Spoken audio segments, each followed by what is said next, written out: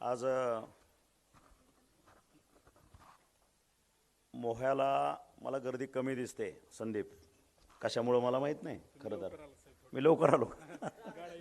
बर बर ठीक आहे. आज जवळपास 6 ते 7 सभा आहेत टोटल. आणि मी माझ्या सर्व मोहवासियांना सांगू इच्छितो की गेले 15 दिवस नागपूर असेल, वर्धा असेल, सोलापूर, माढा लोकसभा मतदारसंघ, मावळ, बारामती ह्या ठिकाणचं जुगाड लावणे आणि फिरणे आणि सगळं करून पुन्हा आपल्या धाराशिवमध्ये येणे, एवढं रात्रदिवस काम चालू आहे. त्याच्यामुळं प्रत्येक ठिकाणी लोकांच्या अपेक्षा आहेत की एक 5 मिनिट बोलावं, 10 मिनिट बोलावं, कुणाला तरी घरी जाऊन भेटावं. आणि त्या पद्धतीची आम्ही पराकाष्ठा करतोय. आमची सर्व यंत्रणा त्या पद्धतीनं चालू आहे. आमचे तालुका प्रमुख असेल, जिल्हा प्रमुख असेल, आमचे संपर्क प्रमुख असतील, शाखा प्रमुख असतील, प्रत्येकजण आपापल्या पद्धतीनं ताकदीनं काम करायचा प्रयत्न करतोय. आणि तुम्ही बघितलं असेल, संदीप, माझ्याबरोबर काम करायची इच्छा तुम्हाला होती. जसं तुम्ही स्वाभिमानी आहात तसं मी स्वाभिमानी आहे. स्वाभिमान आणि अहंकार, मला वाटतं अध्यात्मामध्ये ह्याच्यामध्ये फरक आहे. मी सांप्रदायिक पंथातला माणूस आहे. स्वाभिमान प्रत्येकाला असलाच पाहिजे, पण स्वाभिमान असताना अहंकार असता कामा नये, हा फरक आहे. कारण आपण काम करत असतो. तुकाराम महाराजांनी सांगितलेलं आहे, संसार करावा नेटका. म्हणजे फक्त संसारच करा असं म्हटलेलं नाही. संसार करत करत परमार्थही साधला पाहिजे. आणि परमार्थ करत करत नुसता परमार्थच करायचा का, विठ्ठल विठ्ठल विठ्ठलच करत बसायचं का, त्या ठिकाणीही मोक्ष नाही. आणि नुसता संसार करत असताना त्यावेळेसही मोक्ष नाही. आणि म्हणून संसार करत असताना परमार्थही साधला पाहिजे. नेमकं परमार्थ म्हणजे काय आणि संसार म्हणजे काय, ह्याच्याही व्याख्या आपल्याला कळणं गरजेचं आहे असं मला वाटतं. संसार करत ज्यांच्या पोटी आपण जन्माला आलो, जे कार्य पूर्ण करण्यासाठी जन्माला आलो, सगळे जगतात की. कुत्री मांजरं सुद्धा जन्माला येतात. 84 योनीच्या ह्या माध्यमातून सगळा हा विश्व चाललेला आहे. त्याच्यातली एक जात म्हणजे मानव जात, मनुष्य धर्म. आणि पारंपरिक पद्धतीनं जे कार्य आपण करत असतो ते आपण करतो. आणि त्याच्यातून परमार्थ, परमार्थ म्हणजे विठ्ठल विठ्ठल करणे नव्हे. ज्याला या मानवी धर्माची गरज आहे, भारतीय संस्कृतीप्रमाणे जे जे वंचित आहेत, जे जे दुःखी आहेत, ज्याला आपली गरज आहे आपापल्या पद्धतीनं, समोरच्याच्या पद्धतीनं, त्याला आपला मदतीचा हात देणं, समोरच्याचा अश्रू पुसणं म्हणजे परमार्थ. परमार्थाची माझ्या लेखी व्याख्या ही आहे. आणि संसाराची व्याख्या ही जे चालू आपण करतोय ती आहे.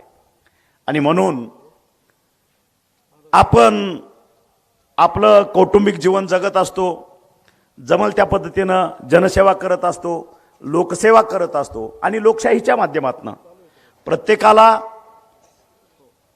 आपलं मत मांडणे, आपल्या इच्छा व्यक्त करणे. मग मी ह्या ठिकाणचा नेता होऊ शकतो का, मी लीडर होऊ शकतो का, मी जिल्हा परिषद लढू शकतो का, मी आमदारकी लढू शकतो का, मी खासदारकी लढू शकतो का, डेफिनेट प्रत्येकाला अधिकार आहे.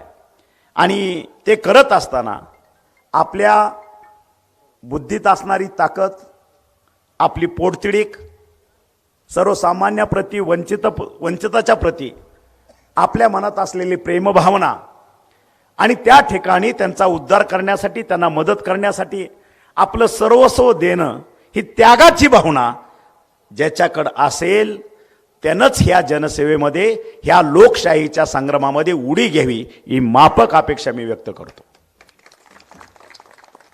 मग मला जिल्हा परिषदेचा सदस्य व्हायचा आहे, मला खासदार व्हायचा आहे, मला आमदार व्हायचं आहे. हे कशासाठी व्हायचं आहे हे एकदा जनतेनं विचारणं गरजेचं आहे. कशासाठी व्हायचं आहे हे सगळं. आणि मी वैयक्तिक माझ्या बाबतीत सांगायचं झालं, माझा राजकारणात हा ॲक्सिडेंट आहे. मला हे काही व्हायचं नव्हतं. मी परत एकदा तुमच्या सगळ्यांच्या साक्षीने ह्या व्यासपीठाच्या बऱ्याच मंडळीला माहीत आहे, हे व्यासपीठ माझं नाहीये, राजकारण माझे असणं हे माझा धर्म नाहीये.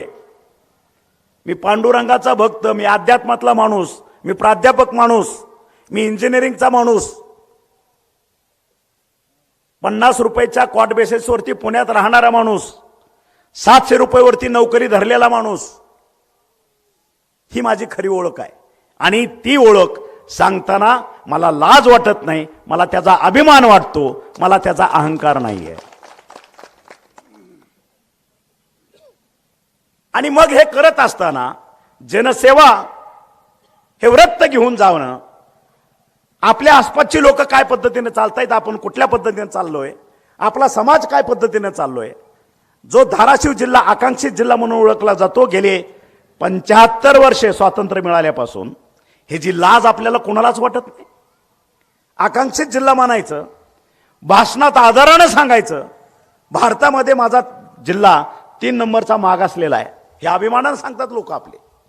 अजिबात लाज वाटत नाही हे सांगताना. मग का आकांक्षित जिल्हा राहिला, का मागासले पण राहिलं, का पाण्याची व्यवस्था आतापर्यंत झाली नाही गेल्या 75 वर्षात असं म्हणू, आजही झालेलं नाही, होते हा नंतरचा भाग आहे. मग का झाले नाही, का मोठमोठे उद्योगधंदे आले नाहीत. आणि ह्याच्यापेक्षा सुद्धा जे काय अस्तित्व ह्या धाराशिव जिल्ह्याचं सहकारामध्ये होतं, साखर कारखानदारीत असेल, दूध उत्पादनामध्ये असेल, खव्यामध्ये असेल, डीसीसी बँक असेल, त्या डीसीसी बँकेमध्ये 750 कोटीचं डिपॉझिट होतं. तुमच्या काळात ज्यावेळेस वसंतदादा मुख्यमंत्री होते त्या काळात हे वैभव होतं ह्या धाराशिव जिल्ह्याचं. मग ते वैभव रसातळाला कोणी घालवलं, ह्याचाही विचार करणं गरजेचं आहे. आणि मग हे दूध संघ वगैरे वगैरे जे काय सर्व जे सामाजिक संस्था, सहकारातल्या संस्था आहे, त्या बंद पाडायच्या, मोडून खायच्या, सर्वसामान्यांना देशोधडीला रावायचं. जर आपण धाराशिव जिल्ह्याचा नकाशा बघितला, इथले तालुके बघितले, आणि मी सगळ्याला माहित आहे त्याच्यातलंच मी बोलतोय, तुमच्या जे पोटात आहे ते मी फक्त ओटातनं बोलतोय, तुमचीच भाषा बोलतोय, तुम्ही बोलत नाही, मी बोलून दाखवतोय, हा फरक आहे. आज आपल्या घरटी एकदोन पोरं आपली गाबडी म्हणतो मी, आमच्यासारखेच पोटासाठी आपण पुणे मुंबई ठाण्याला गेलो आहे जगायला. जर आपलं इथलं चांगलं असतं, सुजलाम सुफलाम असतं, तर तुम्हा आम्हाला कोणाच्या दारात तिकडं पडायची वेळ आली नसती. आम्ही आमचा भाग, ही मायभूमी सोडून कोणी गेला असतं का, गरज नव्हती जायची. तुम्ही आम्हाला भाग पडला इथनं जायला, विस्थापित व्हायला, आणि त्या ठिकाणी लोकांचे पाय धरून आम्ही आमचं साम्राज्य उभा केलं. त्याही लोकांचे उपकार मानले पाहिजे आपल्याला. ज्या ठिकाणी आपली लोकरं बाळं त्या ठिकाणी जातात, त्या ठिकाणचा वतनदार, त्या ठिकाणचा जो काय रहिवासी आहे, तो आम्हाला सामावून घेतो, आपलं मानतो, आमच्या अडचणी सोडवतो, आणि आपलं म्हणून तो आमच्यात मिसळतो. हे उपकार आम्ही आयुष्यभर विसरणार नाही. आम्ही कुणाचे, पुणेकरांचे, ठाणेकरांचे, मुंबईकरांचे. कारण त्यांच्या माध्यमातून आपण इकडे 2 पैसे आणतो आणि आपली लेकरं बाळ जगवतो. जो का आपला खडतर प्रवास आहे तो आपण चालू केलेला आहे. आणि हे फार दिवस ह्या ठिकाणी आम्ही सहन करणार नाही. ती बदलण्याची वेळ आली, ती बदलण्याची प्रक्रिया सुरू झालेली आहे. आणि बघितलं असेल तुम्ही, पाण्याच्या राजकारणावरती 75 वर्ष स्वातंत्र्य मिळाल्यापासून आणि 1960 पासून महाराष्ट्राची निर्मिती झाली, त्यापासून पाण्याच्या वरती ह्या ठिकाणचं राजकारण चाललं. मग आपण का सहन केलं? नेते मंडळीला राजकारण करायचं असतं, दाना टाकायचा आणि कोंबडा झुजवायचा, हा जो प्रकार आहे, मग आपण का बळी पडला ह्या गोष्टीला? त्याचं कारण आहे, कारण पश्चिम महाराष्ट्र असेल त्या ठिकाणी महाराजांची सत्ता होती. जसं आपण खाली आलो ह्या ठिकाणी शेवटी शेवटी रजाकार होते, आपल्याला गुलामगिरीची सवय लावली. आपल्या रक्तात जो बंडखोरी असली पाहिजे, जे मनगटात न्याट असलं पाहिजे, डोक्यात राख असली पाहिजे, त्याच्यावरती पाणी घालायचं काम ह्या रजाकाराने केलं. आणि त्याच पिढ्या आपल्या पुढच्या जन्मल्या. आणि आपल्याच लोकांनी गेले 60 वर्ष 50 वर्ष पायाखाली तुडवून स्वतःची चिलीवाळी, स्वतःच्या पुढच्या 5 पिढ्याचा उद्धार करण्याची सवय लावली. आणि आपण खाली माना घालून त्यांच्या पुढे उभा राहतो. ही आपली चूक आहे. हे कुठंतरी स्वीकारायला शिका. बंडखोर वृत्ती तयार व्हा. हातात टिकार घेतल्याशिवाय समोरचा वाकत नाही. नेता असो नाही तर खोका असो, काही देणं घेणं नाही आपल्याला. ज्या वेळेस आपल्या घरातल्या पेटलेल्या चुलीत कुणी जर पाणी टाकत असेल, ते सहन करायचं काय कारण आहे? ते सहन करायचं काय कारण आहे? आपण मिंदे आहे का कोणाचे? आणि म्हणून उठाव झाला पाहिजे. आमच्या हक्काचं लोकशाहीमध्ये मागितलं पाहिजे. आणि तो हक्क ते मागणं मी छातीचा कोट करून तुमच्या समोर उभा आहे. तुमच्यासाठी मी लढतोय आणि ते आणणारच. त्याच्यामध्ये कुणीही दुसरी भाषा वापरू शकत नाही. आणि म्हणून तुम्ही बघितलं असेल, आपल्या हक्काचं 23.66 TMC पाणी हे आपल्याला मिळालं पाहिजे. ज्या दिवशी ह्या धाराशिव जिल्ह्याच्या राजकारणामध्ये मी लक्ष घातलं, आम्ही स्वतः आमचे सहकारी घोगरे सर यांच्या माध्यमातून तुम्ही बघितलं असेल, भूमपरांडा वाशीमध्ये 16-17च्या दरम्यान दुष्काळ असताना आम्ही 550-600 किलोमीटर माझ्या मतदारसंघामध्ये नाला खोलीकरण सरळीकरण केलं. बाळासाहेब ठाकरे शिवजल क्रांती बघितलं असेल. आजही त्या ठिकाणी चक्कर मारा, काय पद्धतीचं काम आहे, तुमच्याकडे पाण्याची अवस्था कशी आहे आणि आज माझ्या मतदारसंघामध्ये पाण्याची अवस्था काय. नुसतं गप्पा मारून, नुसतं गोड बोलून मी फोन घेतो, मी फोन करतो. आज आम्ही बी जवळपास 100-125 कॉलेजेस चालवतो. युनिव्हर्सिटी बी आहे, तुम्ही बघितलं असेल, जाहिरात असते JSPM युनिव्हर्सिटी. त्या ठिकाणी आमच्या जवळपास 50 फोन घ्यायला क्लार्क आहेत. 50. आता ऍडमिशनच्या काळात कमीत कमी एका कॉलेजला 100-200, युनिव्हर्सिटीला 500-600 डेली फोन येतात. ते बी फोन घेतात. हां बोल, अमुक ऍडमिशन, लगेच जोडतं, दुसऱ्या 10 तिथं गेला, ठेवला फोन. माझा क्लार्क जे काम करतो, 20,000 रुपयेवाला, 21,000वाला EPBECचा फोन जोडून देणारा, आणि ज्याला आपण खासदारातनं दिल्लीमध्ये आपल्या आकांक्षित जिल्ह्याचे प्रश्न मांडण्यासाठी किंवा केंद्राच्या मोठ्या योजना आपल्या जिल्ह्यामध्ये आणण्यासाठी ज्याला आपण निवडून दिलं, तो काय सांगतो? मी फोन घेतो. मला काम दाखवणारा ज्या, मी तुला काम दाखवलं, मी अख्ख्या जिल्ह्याला तुझा हातात हात घेऊन जिल्ह्याला काम दाखवलं. तुझी लायकी नसताना ह्याच मतदारसंघानं विधानसभेच्या 2009ला निवडून दिलं, 2014ला तुला फेकून दिला, त्याला गोंजारून मी परत आणला. ह्या माझ्या सर्वसामान्याचं कुठंतरी चांगलं काम करशील म्हणून तुला हातात हात दिला.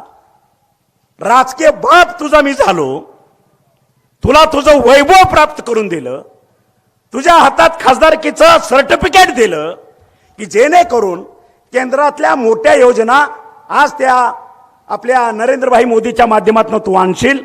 ह्या लोकांचं जीवनमान थोड्याफार प्रमाणात 5%, 10%, 20% सुखकारक होईल ही अपेक्षा ठेवली.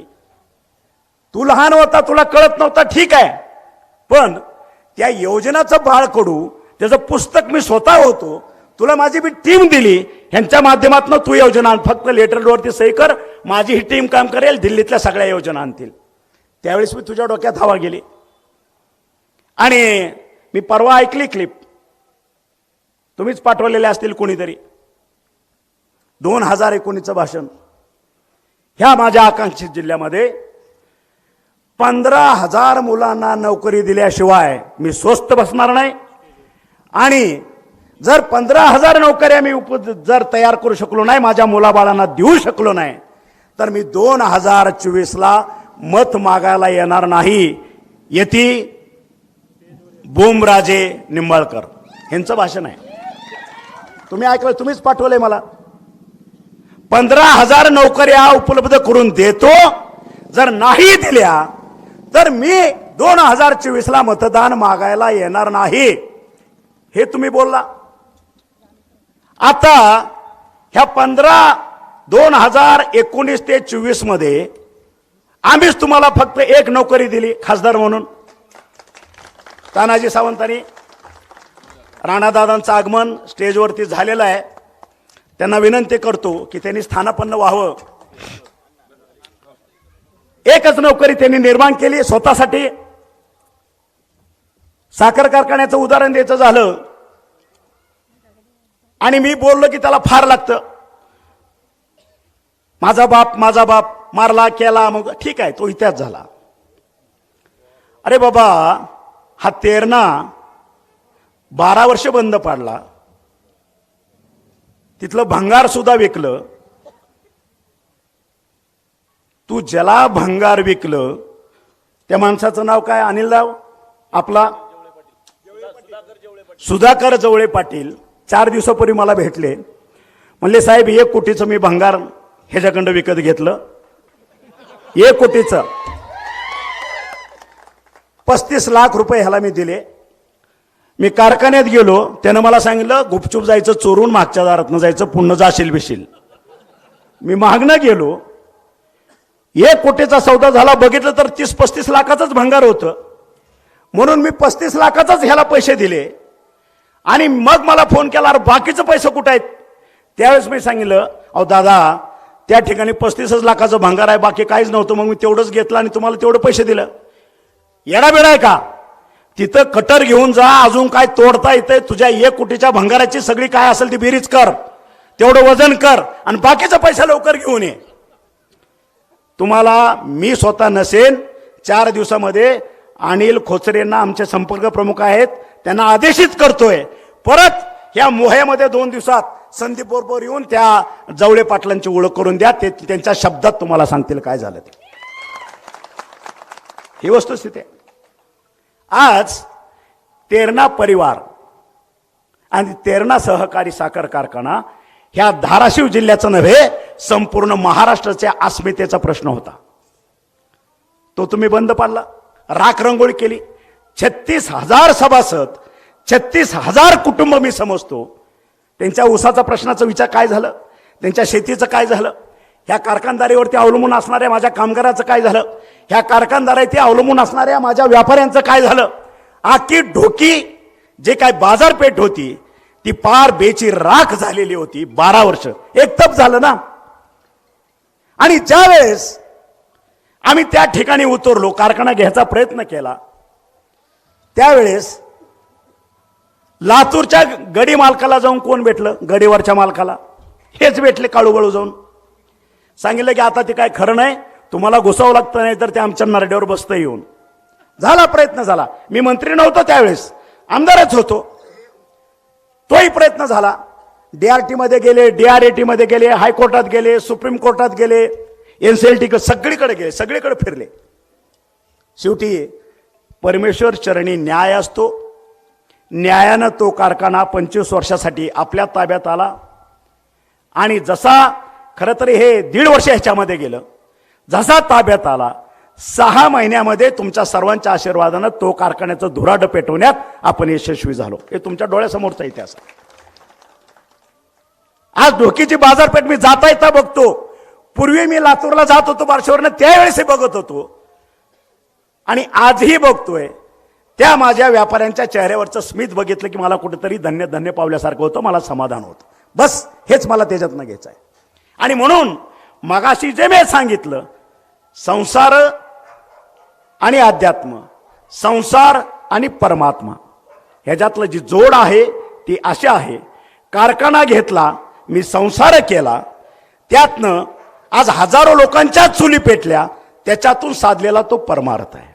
ही जोड आहे. ते मला ह्याच्यापेक्षा आणखी मला वाटतं खोलात जायची काय गरज नाही असं मला वाटतं. आज डायरेक्ट इनडायरेक्ट आज वाशीचा शिवशक्ती असेल, वाशीचा नरसिंह असेल, सोनारीचा भैरवनाथ असेल, साखर कारखाना परांड्याचा आपला, ह्या ठिकाणचा तेरणा असेल, आता होऊ घातलेला बोरवंटीचा जे मगाशी आठवण केली, या वर्षभरामध्ये तो येईल.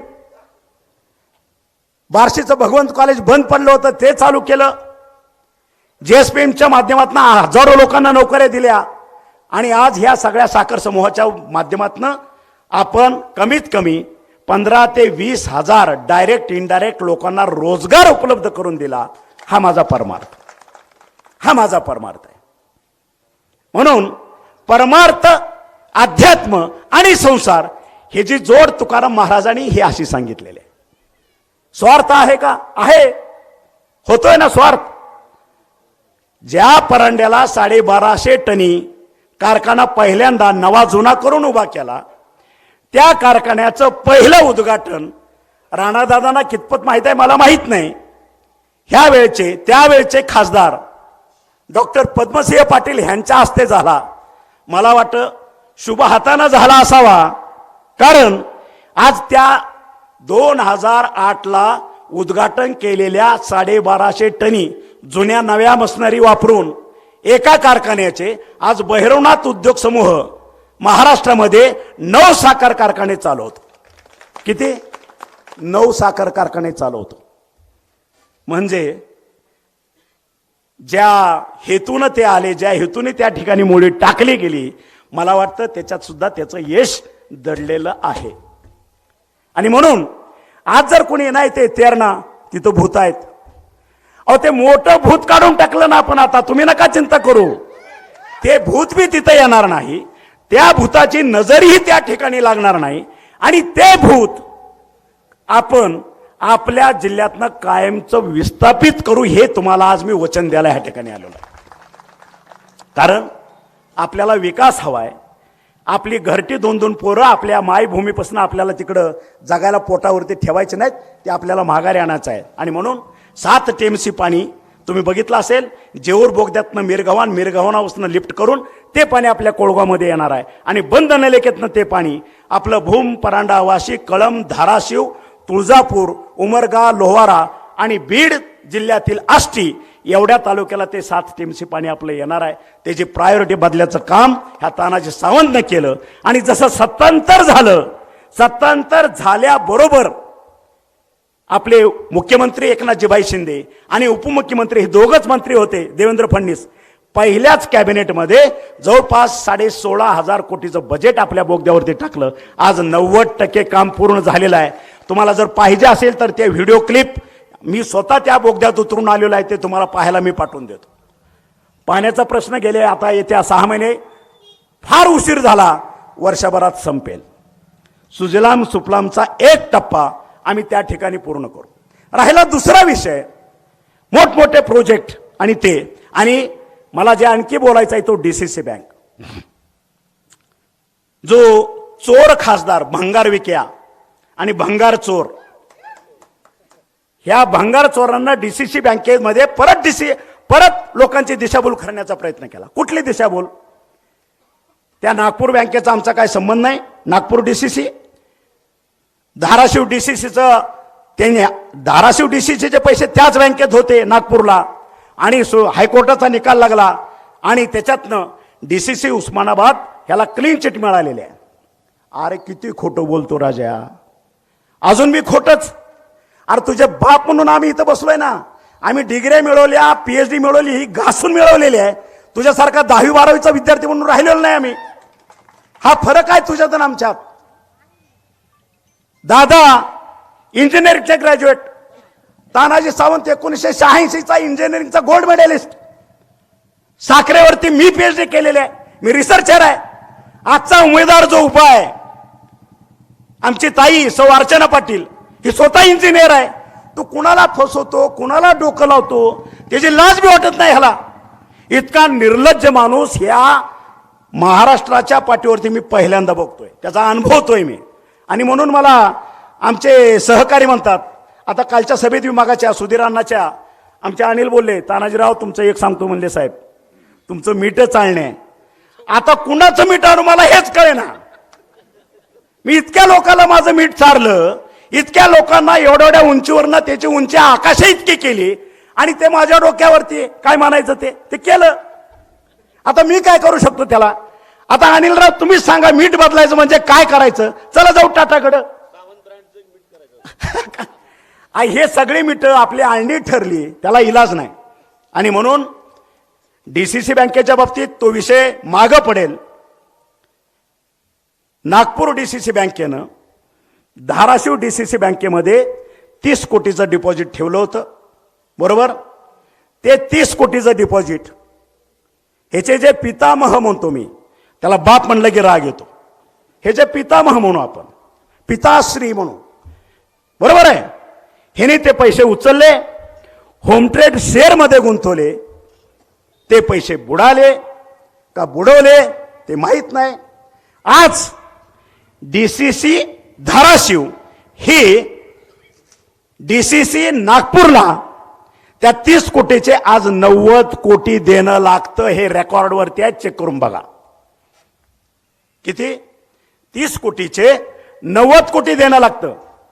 म्हणजे हे पितामह राजे ह्याने बँक बुडवली. माझ्या सर्वसामान्य शेतकऱ्याचे 2-2, 5-5 हजाराच्या फिक्स डिपॉझिट आजही त्याला मिळत नाहीत. ही वस्तुस्थिती आहे. मग त्या भडव्याला लाज नाही वाटत?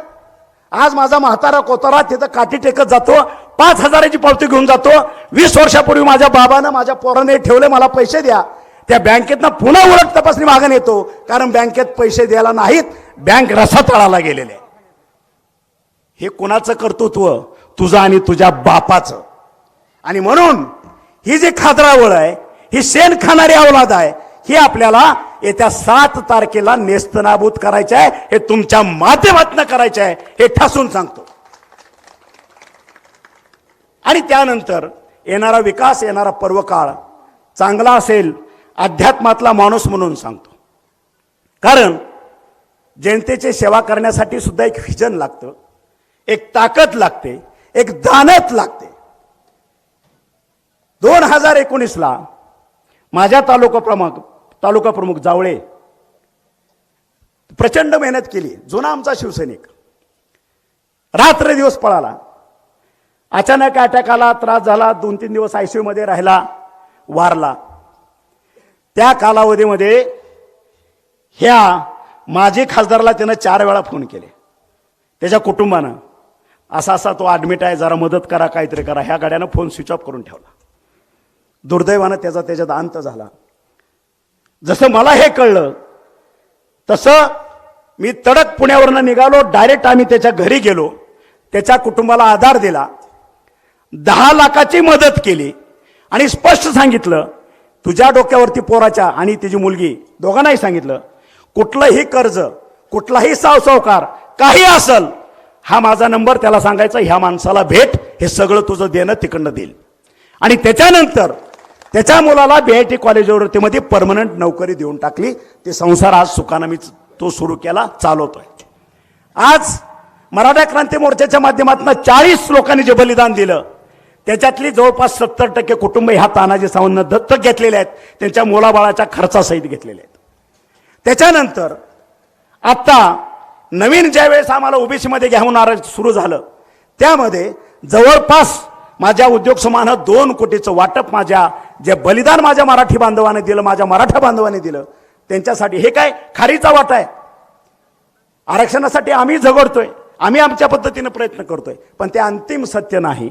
जे वास्तव आहे त्या वास्तवाला सामोर घेऊन उराशी बाळगून पुढं रस्त्याचं हे करायचं असतं, संक्रमण करायचं असतं आणि येणाऱ्या संकटाला सामोरं जायचं असतं. हे आम्हाला शिकवलेलं आहे. आणि म्हणून सत्ता असेल, संपत्ती असेल, तुकाराम महाराजांनी सांगितलेलं आहे, सत्ता संपत्तीच्या अधीन राहून माझं दाखवू नका, कारण प्रत्येकाचा लेखाजोखा त्या ठिकाणी आहे. आपण फक्त माध्यम असतो, करता करविता तो असतो. तुमचं संचित कर्म आणि चालू कर्म ह्याचे फळं आपल्याला घ्यायचे असतात. काळ आज हे दाखवतो, सत्ता हे ताम्रपट नाही, आमदार खासदार हे ताम्रपट नाही, ही पदं आहेत. आणि ती पदनिर्मिती डॉक्टर बाबासाहेब आंबेडकरांनी सर्वसामान्य जनतेचं अश्रू पुसण्यासाठी केलेले आहेत. मला वाटतं हे बाळकडूच नेते सध्याचे हे विसरलेले आहेत आणि कुठंतरी हे आपल्याला उद्या येणाऱ्या 7 तारखेच्या माध्यमातून दुरुस्त करण्याची गरज आहे. आणि म्हणून जाता जाता मी आपल्याला कळकळीचं आणि नम्र आवाहन करतो, येत्या 7 तारखेला येत्या 7 तारखेला आमच्या भगिनी सौ अर्चना पाटील यांचं चिन्ह घड्याळ आहे, महायुतीतलं.